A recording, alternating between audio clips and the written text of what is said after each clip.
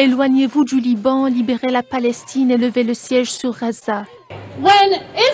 À Times Square, à New York, des pancartes ont été brandies par les manifestants qui s'opposent aux frappes sionistes sur le Liban et le génocide en cours à Gaza. Elles étaient nombreuses, les personnes de diverses nationalités et religions, à défier la météo, tenant leur parapluie et élevant leur voix afin qu'elles se fassent entendre.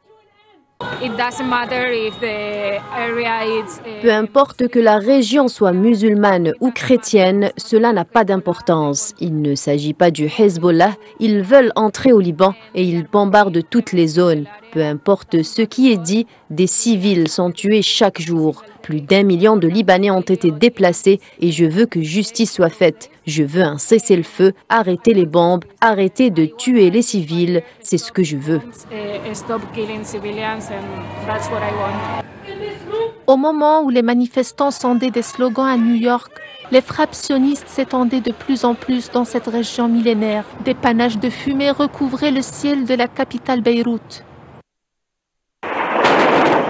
Depuis le 7 octobre dernier, il s'agit des bombardements les plus violents à avoir atteint le centre du Liban. Rongés par l'effroi, les Libanais se retrouvent pris au piège. Je suis ici aujourd'hui parce que je pense que le gouvernement américain est complice des guerres contre Gaza et le Liban. Sans le financement que nous fournissons à l'armée, sans l'armement que nous prodiguons, sans la couverture diplomatique que nous fournissons dans les forums internationaux comme le Conseil de sécurité, ces guerres ne seraient pas possibles.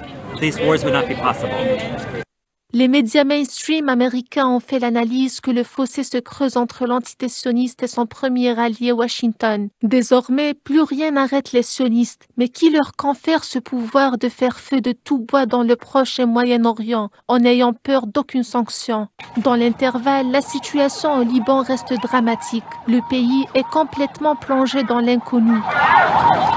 Des dizaines de milliers de civils ont dû quitter leur maison, laissant derrière eux toute une vie à la recherche d'un endroit sûr pour éviter une mort certaine qui leur tombe du ciel.